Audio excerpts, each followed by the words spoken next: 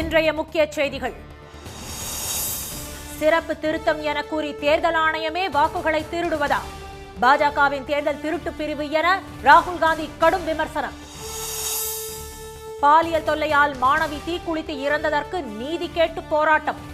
எதிர்க்கட்சிகள் நடத்திய முழு அடைப்பால் ஒடிஷாவில் இயல்பு வாழ்க்கை முடக்கம். எடப்பாடி பழனிசாமி அழைப்பை நிராகரித்த இந்திய கம்யூனிஸ்ட் விடுதலை சிறுத்தைகள். கூட்டணி ஆட்சி பற்றி அமித்ஷாவுடன் பேசுமாறு எடப்பாடிக்கு அண்ணாமலை அறிவுரை. அமர்நாத் செல்லும் வழியில் ஏற்பட்ட நிலச்சரிவில் சிக்கி பெண் பலி. சிவப்பு எச்சரிக்கையால் புனித யாத்திரைக்கு தற்காலிக தடை.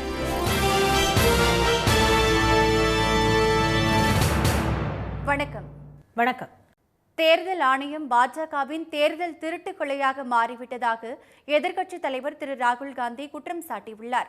இந்த ஆண்டு இறுதியில் சட்டப்பேரவை தேர்தல் நடைபெறவுள்ள பீகாரில் தீவிர சிறப்பு வாக்காளர் பட்டியல் சரிபார்ப்பு பணிகளை தேர்தல் ஆணையம் மேற்கொண்டு வருகிறது. இதனால் ஏழைகள், பட்டியலினத்தவர், புலம்பெயர் மக்கள் என பல கோடி வாக்காளர்கள் வாக்குரிமையை இழப்பார்கள் என்றும் பாஜகவை வெற்றி பெறச் செய்வதற்கான நடவடிக்கை இது என்றும் எதிர்க்கட்சிகள் குற்றம் சாட்டி வருகின்றன. வாக்காளர் பட்டியல் சிறப்பு தீவிர திருத்தத்தை எதிர்த்து உச்சநீதிமன்றத்தில் எதிர்க்கட்சிகள் வழக்கு தொடர்ந்துள்ளன. இந்த வழக்கை கடந்த 10ஆம் தேதி விசாரித்த உச்சநீதிமன்றம் வாக்காளர் பட்டியலில் இடம்பெறுவதற்கான 14 ஆவணங்களில் ஆதார் அட்டை, வாக்காளர் அடையாள அட்டை, குடும்ப அட்டையையும் சேர்க்க அறிவுறுத்தியது. இந்நிலையில் அஜித் அஞ்சும் என்ற யூடியூபர் தனது எக்ஸ் பக்கத்தில் வெளியிட்டுள்ள வீடியோ பதிவில் பீகாரில் SIR என்ற பெயரில் மோசடி நடப்பதாகவும் அதற்கான ஆதாரம் இந்த வீடியோவில் உள்ளதாகவும் தெரிவித்துள்ளார். வாக்காளர் படிவங்களை அரசு ஊழியர்களை நிரப்பி அவர்களே வாக்காளர்கள் சார்பாக கையெழுத்திடுவதாக அவர் கூறியுள்ளார். அரசு அலுவலகத்திலேயே வெளிப்படையாக நடக்கும் இந்த முறைகேடுகள் குறித்து தேர்தல் ஆணையம் பதில் அளிக்குமா, சம்பந்தப்பட்டவர்கள் மீது காவல் நிலையத்தில் புகார் அளிக்குமா என அவர் கேள்வி எழுப்பியுள்ளார்.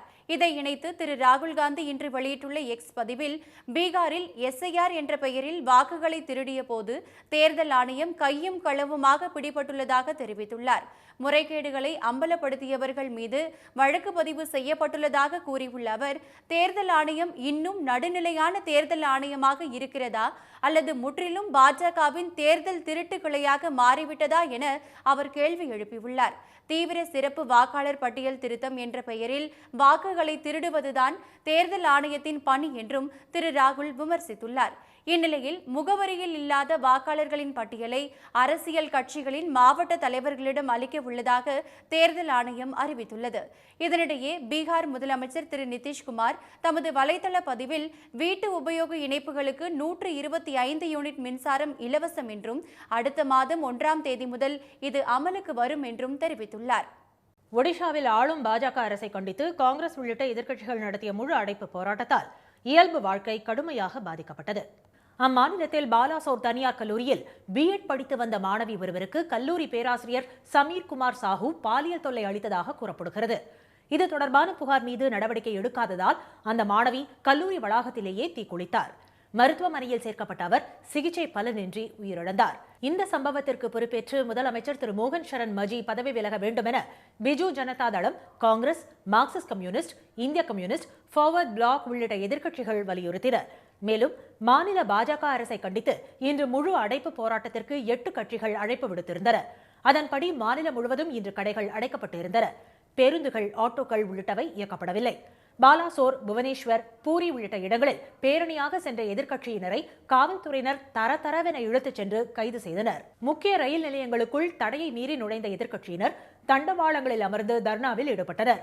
மாநில அரசுக்கு எதிராக முழக்கங்களை எழுப்பிய அவர்கள் முதலமைச்சர் திரு மோகன் சரண் மஜி உடனே பதவி விலக வேண்டும் என வலியுறுத்தினர்.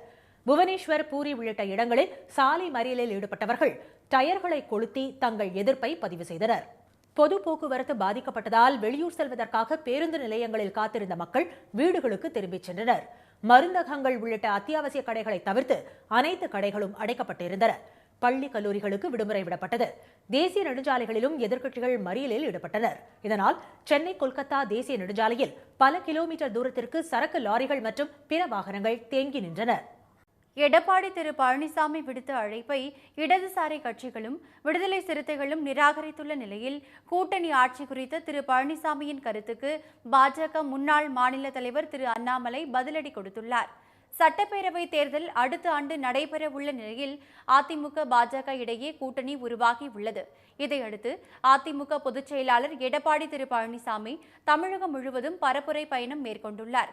அதன் ஒரு பகுதியாக கடலூர் மாவட்டம் சிதம்பரம், புவனகிரி பகுதிகளில் பிரச்சாரம் செய்த அவர் அதிமுக கூட்டணிக்கு வருமாறு இடதுசாரி கட்சிகளுக்கும் விடுதலை சிறுத்தைகள் கட்சிக்கும் அழைப்பு விடுத்தார்.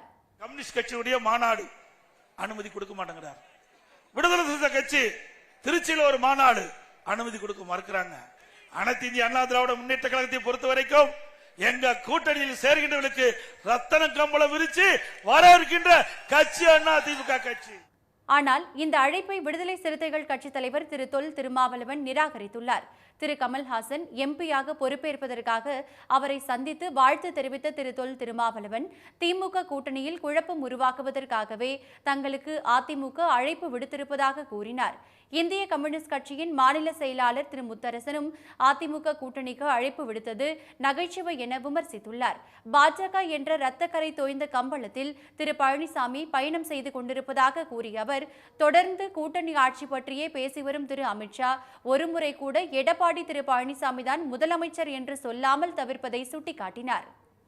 நான் தான் கூட்டணிக்கு தலைவர், நான் தான் முதலமைச்சர் என்று இவர் தன்னைத்தானே அறிவித்துக் கொள்கிறாரே தவிர பாரதிய ஜனதா கட்சி இவரை முதல்வர் வேட்பாளராக அறிவிக்கவில்லை. இந்த கூட்டணிக்கு அதிமுக தான் எடப்பாடி பழனிசாமி தலைவர்னு அறிவிக்கலை. அமித்ஷா திரும்ப திரும்ப சொல்கிறார் கூட்டணி ஆட்சி தான், அந்த ஆட்சியில் பாஜக பங்கு பெறும் என்பதை திட்டவட்டமாக தெரிவிக்கிறார். இன்னும் சொல்லப்போனால் முதலமைச்சர் வேட்பாளர் யார் அப்படிங்கிறத கூட எடப்பாடி பழனிசாமின்னு அமித்ஷா ஒருபோதும் சொல்லலை. போன வாரம் கம்யூனிஸ்டுகளையே காணோம் என்ற எடப்பாடி திரு பழனிசாமி இந்த வாரம் கம்யூனிஸ்டுகளுக்கு விரிப்பது ரத்தின கம்பளம் அல்ல, வஞ்சக வலை என்பதை அறிந்தே வைத்திருப்பதாக மார்க்சிஸ்ட் கட்சியின் மாநில செயலாளர் திரு சண்முகம் ஏற்கனவே தெரிவித்துள்ளார். இதனிடையே அதிமுக கூட்டணியில் தாம் தான் முதலமைச்சர் வேட்பாளர் என்றும் பெரும்பான்மை பலத்துடன் அதிமுக ஆட்சி அமைக்கும் என்றும் எடப்பாடி திரு பழனிசாமி கூறி வருவதற்கு பதிலடி கொடுத்துள்ள பாஜக முன்னாள் மாநில தலைவர் திரு அண்ணாமலை கூட்டணி ஆட்சி பற்றி மாற்று கருத்து ஏதாவது இருந்தால் அது பற்றி திரு அமித்ஷாவிடம் பேசி முடிவெடுக்குமாறு திரு பழனிசாமிக்கு அறிவுறுத்தினார். அமித்ஷாஜி அவர்கள் தொடர்ந்து சொல்றாங்க, ஒரு முறை அல்ல, 2 முறை அல்ல, 3வது முறை. இதுல அதிமுகவுக்கு மாற்று கருத்து இருக்குன்னா கண்டிப்பா அவங்க அமித்ஷாஜியோட பேசலாம், கண்டிப்பா அவங்க பேசி ஒரு முடிவெடுக்கலாம். அதிமுக ஆட்சிதான் அமையும் என்று திரு அமித்ஷா இதுவரை கூறாததை சுட்டிக்காட்டிய திரு அண்ணாமலை கூட்டணியை உருவாக்கியவர் அவர்தான் என்றும் அவர் அவ்வாறு கூறாத போது தாமும் கூட்டணி ஆட்சியை மட்டுமே வலியுறுத்துவேன் என்றும் கூறினார். இதனால் இரு கட்சியினரிடமும் கூட்டணி ஆட்சி குறித்த குழப்பம் அதிகரித்துள்ளது. ஜம்மு காஷ்மீரில் அமர்நாத் குகை கோயிலுக்கு செல்லும் வழியில் ஏற்பட்ட நிலச்சரிவில் சிக்கி ஒருவர் உயிரிழந்த நிலையில் கனமழை எச்சரிக்கையால் புனித யாத்திரை தற்காலிகமாக நிறுத்தப்பட்டுள்ளது.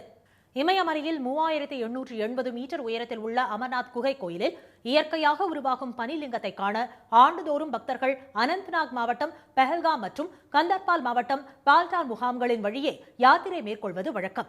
இந்நிலையில் பால்டால் பாதையில் ரயில் பத்ரி என்ற இடத்தில் நேற்று மாலை திடீர் நிலச்சரிவு ஏற்பட்டது. இதில் இருவர் அடித்துச் செல்லப்பட்ட காட்சி இணையத்தில் வெளியாகியுள்ளது. பலர் பாதை ஓரமாக பொருத்தப்பட்டிருந்த இரும்பு கம்பியை பிடித்து உயிர் தப்பினர். நிலச்சரிவில் சிக்கிய 4 பேரையும் மீட்ட பாதுகாப்பு படையினர் அவர்களை பால்டால் முகாம் மருத்துவமனைக்கு கொண்டு சென்றனர்.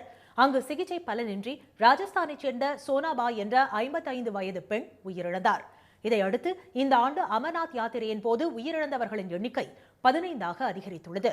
பெஹல்காம் மற்றும் பால்டால் பகுதிகளில் 2 நாட்களாக கனமழை பெய்து வரும் நிலையில் அம்மாநிலம் முழுவதும் அடுத்த 24 மணி நேரத்திற்கு மிக கனமழைக்கான சிவப்பு எச்சரிக்கை விடுக்கப்பட்டுள்ளது. இதையடுத்து பாதுகாப்பு காரணங்களுக்காக பெஹல்காம் மற்றும் பால்டால் முகாம்களில் இருந்து அமர்நாத் கோயிலுக்கு செல்ல தற்காலிக தடை விதிக்கப்பட்டுள்ளது. நிலச்சரிவு மற்றும் கனமழையால் சேதமடைந்த சாலையை சீரமைக்கும் பணியும் தொடங்கப்பட்டுள்ளது.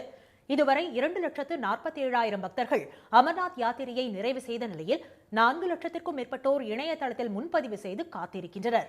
அடுத்த மாதம் 9ஆம் தேதி வரை அமர்நாத் யாத்திரை நடைபெறவுள்ளது.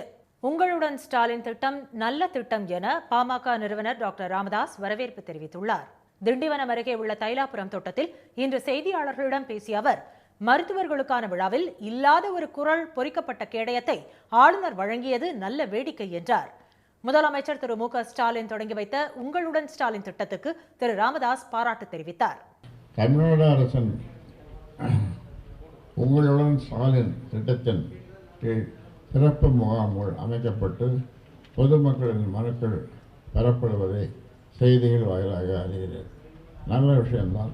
தமிழ்நாட்டில் ரயில்வே துறையில் வட மாநிலத்தவர்கள் பணியில் நியமிக்கப்பட்டுள்ளதால் மக்களுக்கு விபத்து மற்றும் காலதாமதம்தான் பரிசாக கிடைப்பதாக திரு ராமதாஸ் விமர்சித்தார். கண்களை கட்டிக்கொண்டு விரல்களால் தடவி பார்த்து வாசிக்க முடியுமா? பார்க்காமலே நோட்டில் வரி பிறழாமல் எழுத முடியுமா? கையில் தரப்படும் பொருளின் நிறத்தை முகர்ந்து பார்த்து துல்லியமாக சொல்ல முடியுமா? இடைவிடாத மனப்பயிற்சி இருந்தால் அதையும் செய்ய முடியும் என்று செய்து காட்டி வியக்க வைக்கிறார் ஒரு கல்லூரி மாணவி. பழனி அருகே சின்ன களையம்புத்தூர் கிராமத்தில் வசித்து வரும் லக்ஷ்மணன் ஜோதி தம்பதியின் மகள் ராகவி ஒரு கல்லூரி மாணவி.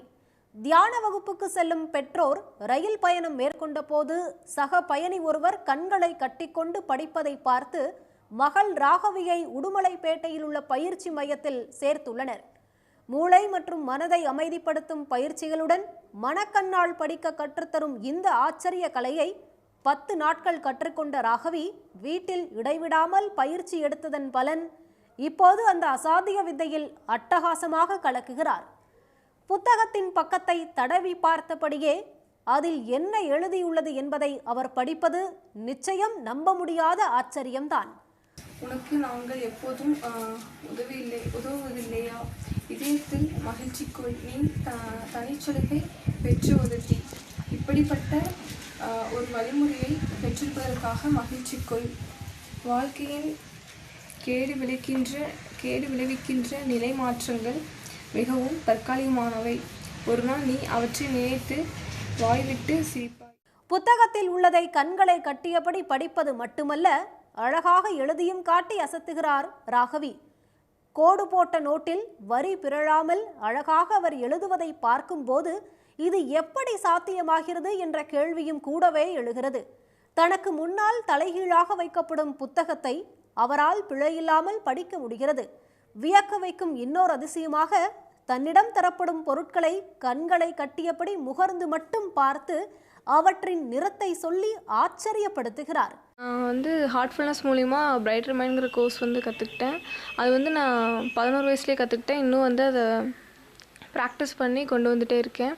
என்னால் கண்ணை கட்டிட்டு படிக்க முடியும், எழுத முடியும், கலரில் கண்டுபிடிக்க முடியும்.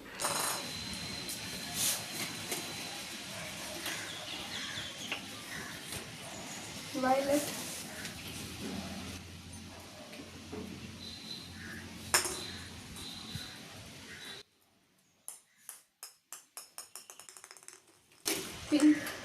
செல்போன்களை கண்ணை கட்டிய நிலையில் இயக்கி காட்டும் ராகவி அவற்றில் உள்ளதை படித்தும் காண்போரை வியக்க வைக்கிறார்.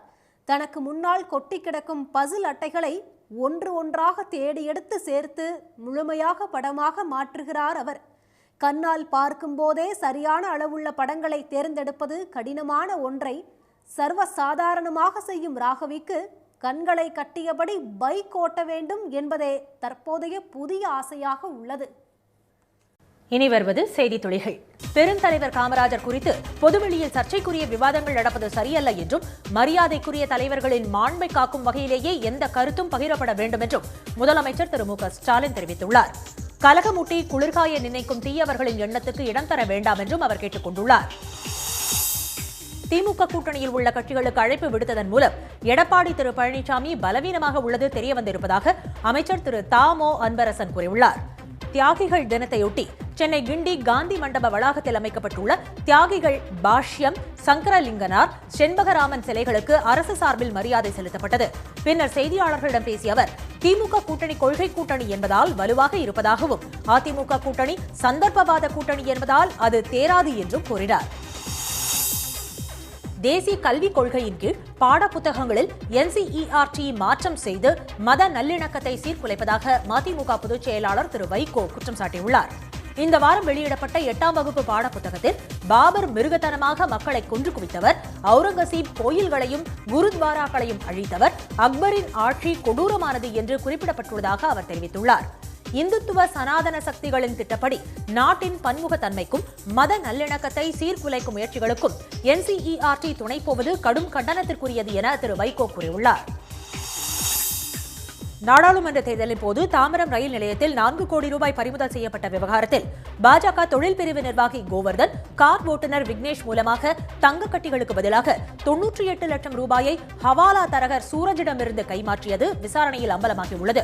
மேலும் பாஜக நிர்வாகிகள் SR சேகர், கேசவ விநாயகம், கோவர்தன் ஆகியோர் திரு நயினார் நாகேந்திரனுக்கு தேர்தலின் போது பணப்பட்டுவாடா செய்ய உதவியது கால் டேட்டா ரெக்கார்ட் மூலம் உறுதியானதாக நீதிமன்றத்தில் CBCID தெரிவித்துள்ளது.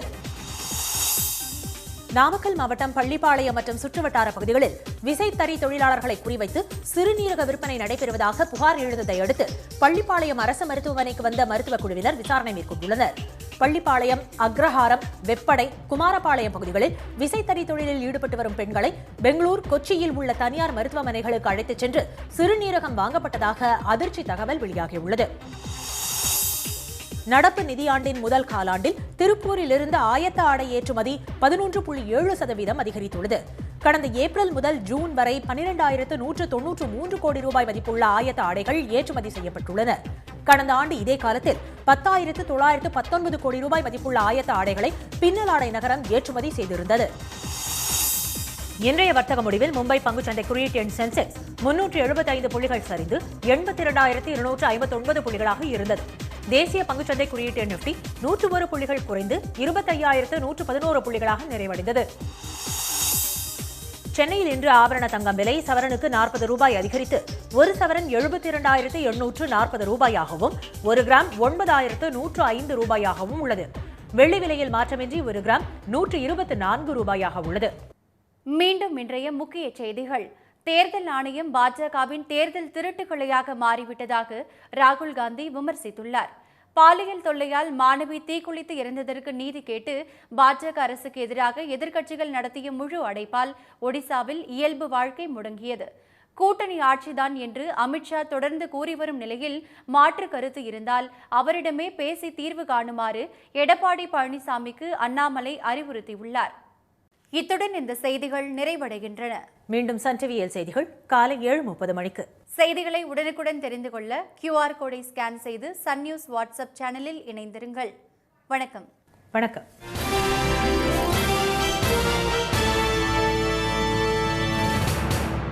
உடனுக்குடன் செய்திகளை தெரிந்து கொள்ள சன் நியூஸ் பெல் ஐகானை கிளிக் பண்ணுங்க.